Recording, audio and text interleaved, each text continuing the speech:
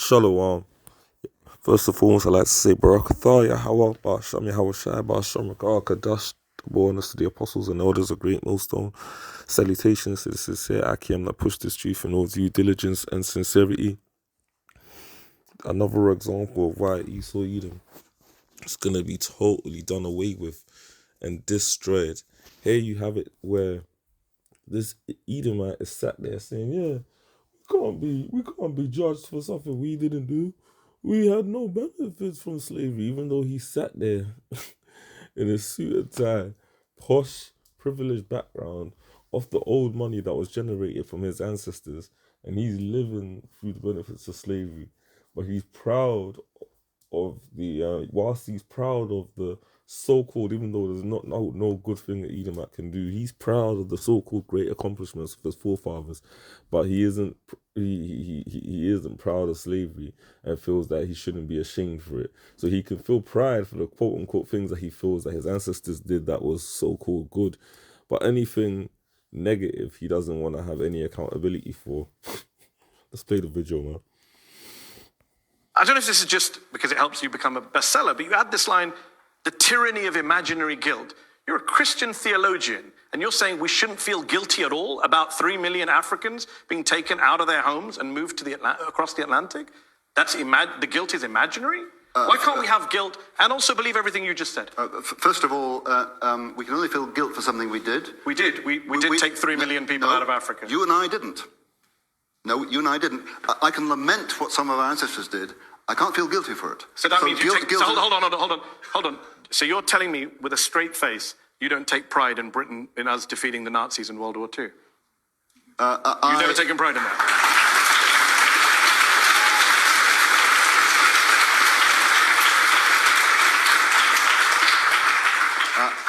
I take pride in it. I admire the fact of what How can you take pride in it? It's not us. Well, no, of course.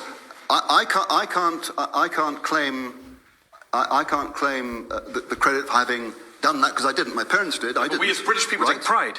Only indirectly. So why can't we take guilt indirectly? In terms of guilt, because you cannot be guilty for something you didn't do. You can be responsible for the effects. You can't be guilty for it. But you can take pride in something you didn't do. But you can take pride in something you didn't do. Metaphorically. So I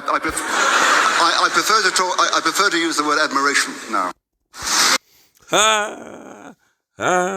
He had that devil tripping up his words. He didn't know what the fuck to say. He said, yeah, we could admire and be prideful of the fact that my forefathers fought Nazi Germany, another group of Edomites, and defeated them, but I can't be ashamed of the fact that my ancestors were responsible for slavery and over 3 million so-called black people being displaced and taken away from their homelands at that point in time. You see how these devils operate, man? They don't want to take accountability for nothing.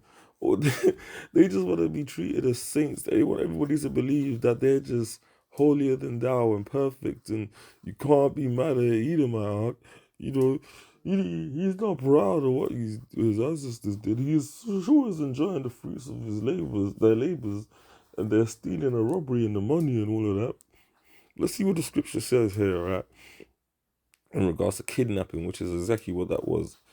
Exodus the 21st chapter and verse 16. And he that stealeth a man, yes, so you kidnap somebody, you literally take them into captivity forcibly and selleth him. Let's read that again. And he that stealeth a man, so you turn up on his home turf, you say, yeah, you'll make a good buck. You take him by force and selleth him, and then you take him thousands of miles across the ocean. If he survives and doesn't have to get thrown off board, and that's not even just the men, it was the women as well. And you sell them, or if he be found in his hand. Now, we were clearly found in your hand, man. You had families on auction and blocks splitting, little boys away from their mothers and the fathers away, sending them to different plantations. He shall surely be put to death. And this is even our law. This is talking about Israelite law. So you want to claim that, this is a Christian country and you follow the Bible. Let's read that again. And he that stealeth a man and selleth him on, or if he be found in his hand, he shall surely be put to death. So for the actions with your forefathers, even if they're in their wheelchairs right now, they should, according to the scriptures, be put to death. How about that? How about that, man? How about the fact that according to the Bible, you you got a goal, man, for the wickedness that you did because you kidnapped our people by force and put them into forced captivity. And even then, after the so-called liberation of the slaves weren't compensated. They were just literally just shafted and thrown out, whereas the slave owners were compensated by the banks and the equivalent of millions today for the slaves that they lost. How about that, man? How about that? Revelations 13 and 9. If any man have an ear to hear, let him hear. He that leadeth into captivity shall go into captivity. He that killeth with the sword must, it's a necessity, must be killed with the sword. Here is the patience and the faith of the saints. You know what that means? That means that ultimately you got to receive judgment in a similar fashion, but really and truly even twofold, for the wickedness that you did unto our people, man. He that leadeth into captivity shall go into captivity. He that killeth with the sword must be killed with the sword. Here is the patience and the faith of the saints. And you can sit there as much as you want and say, yeah, I'm not proud of what my ancestors did. You sure are proud of British culture. You can see it. He's got the suit and tie on. He sat there pompous as hell. Typical Edomite, man. But when he's questioned on whether he should pay, he's talking about it's an imaginary guilt. You think it's an imaginary thing that over 3 million, and way more than that actually, in fact, were taken over to the UK, to the Americas, to the Caribbean, and made to work on sugar plantations, were shipped off into Asia, man. Some of them just killed straight up on their land. You think that it's an imaginary guilt? You think it's imaginary guilt that to this day Jake are completely fucked up financially, emotionally, spiritually, mentally, man, of what you did, and still suffer the effects of slavery to this day. And you're talking about it's an imaginary guilt, man. This is why when we get you in captivity, I'm telling you, you Edomites are going to suffer, man. You're going to suffer dearly, dearly, dearly. Yo, listen, I brought this scripture out, and I'm gonna bring it again. Where were we at? Isaiah 14 and 21. Prepare slaughter for his children for the iniquity of their fathers. He's saying, my forefathers did it. I shouldn't have to suffer shame. Prepare slaughter for his children for the iniquity of their fathers. Look at that. That they do not rise, nor possess the land, nor fill the face of the world with cities. You see what the Lord said there? He said, you got to suffer for the sins of your forefathers. How about that? For I will rise up against them, saith the Lord Jehovah of hosts, and cut off from Babylon the name and remnant and son and nephew, saith the Lord. Now, ancient Babylon was Iraq. The daughter of Babylon today is America. Everyone apart from the elect on the shores of America, when those missiles are shot, is gone.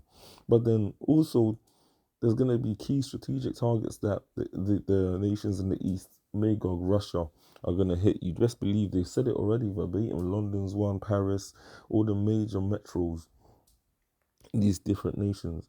And then you also then have to understand that even after the destruction is done, the Lord is going to send his elect back down, man, as his new battle axe and weapons of war, pursuant to Jeremiah, the 51st chapter, after they're transformed.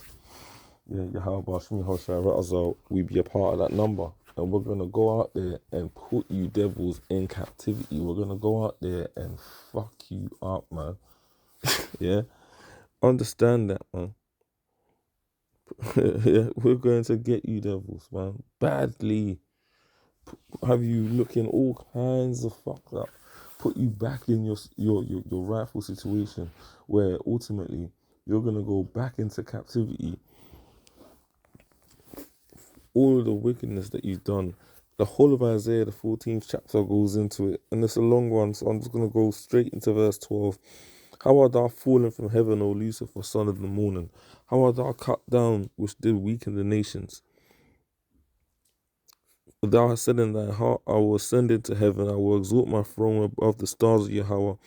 I will sit also upon the mount of the congregation in the north, in the sides of the north. Basically, you devils are pompous and proud. I will ascend above the heights of the clouds, I will be like the Most High. The sun never sets on the British Empire. That kind of energy. Yet thou shalt be brought down to hell, to the sides of the pit. They that see thee shall narrowly look upon thee and consider thee, saying, Is this the man that made the earth to tremble, that did shake kingdoms, that made the world as a wilderness, and destroyed the cities thereof, that opened up the house of his prisoners? All the different nations, Jake, of course, but everyone that you're fucking with, these Ishmaelites, these Hamites, Moab, Ammon, they're gonna look at you and think, this is the guy. This is the guy we had to answer to. These are the kinds that Donald Trump is, the guy that we had to navigate and circumvent around during his presidency, just to make sure that we didn't piss him off too hard. These are the devils that we've been having to dance and hopscotch around. Listen, you're gonna be made an example out of Esau Edom. I'm telling you as a matter of fact. I'm telling you as a matter of motherfucking fact. Yeah. They that see thee shall narrowly look upon thee and consider thee, saying, Is this the man? Is this the guy that made the earth to tremble, that did shake kingdoms, that made the world as a wilderness and destroyed the cities thereof, that opened not the house of his prisoners? All the kings of the nations, even all of them, lie in glory, every one in his own house. But thou art cast out of thy grave like an abominable branch, and as the raiment of those that are slain, thrust through with a sword, that go down to the stones of the pit, as a carcass trodden under feet. Thou shalt not be joined with them in burial, because thou hast destroyed thy land and slain thy people, that the seed of evildoers shall never be renowned. You see, right now you're sat there in your suit and tie, trying to act holier than thou, but the Lord is going to bring you down, man. Prepare slaughter for his children, for the iniquity of their fathers, that they do not rise nor possess the land, nor fill the face of the world with cities. Again, for I will rise up against them, saith the Lord Jehovah of hosts, and cut off from Babylon the name and remnant, and son and nephew, saith the Lord Jehovah. I will also make it a possession for the bittern and pools of water, and I will sweep it with the besom of destruction, saith the Lord Jehovah of hosts. Yeah, you can be proud of what your forefathers did against the Nazis, another Edomite race, but I'm telling you, man, that's Edomite crime, man. When the Lord returns, pursuant to the book of Revelations, Luke, when he says he's going to literally come and hit, and his intention is for the fire to already be kindled. Yeah, when the Lord returns, and cries like a travailing woman, 2nd Ezra, the 13th chapter, when that fathership arrives, you devils are going to be finished now. Every single one of you are going to know resistance is futile. And the Lord is going to make an example out of you devils. We're here for it, man. And I'm telling you, after that transition, you are going to be in 1,000 years of darkness, man. Read the book of Obadiah, yeah? You're going to get Obadiah 18 after the end of 1,000 years and obliterated. And you know what? We will be proud of that. Why? Because we're going to bring judgment upon you, who in spirit, through reincarnation, are your forefathers coming back, man. No one gets away. The Lord Yahweh Bashem will make sure that you're talking about imaginary guilt. Fucking devils. Yahweh Bashem Yahushua, Baba Kashab, Baba Kashab, Baba Kashab, Abad Adawam, Abad Ashashwat, Abad Babal. Take out these fucking devils. Baba Kashab, Baba Kashab, Baba Kashab. Kwam Yashala. Yahweh Bashem Yahushua, Barakatam. Shalom.